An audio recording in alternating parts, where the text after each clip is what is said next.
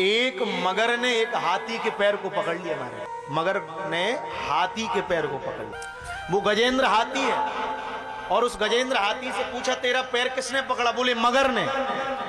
हजारों वर्ष तक लड़ते रहे, बोले किसने पैर पकड़ा? बोले मगर ने पैर पकड़ लिया।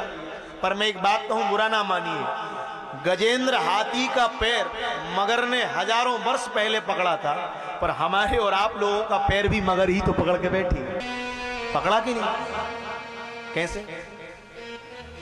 किसी ने कहा, बोले चलो कथा में, यज्ञ हो रहा है, कथा हो रही है, प्रतिष्ठा हो रही है। तो मैया क्या कहती है, महाराज मेरी जाने की तो घनी इच्छा है। तो मगर घर में बहू अकेली है। क्या कह रही? मेरी जाने की तो घनी इच्छा है, मगर घर में बहू अकेली है। अब वो क्या कह रही? मगर। तो ये मगर नहीं है जिसने भगवान तक जाने के लिए रोक दिया, ये भी तो मगर है, रोक लिया।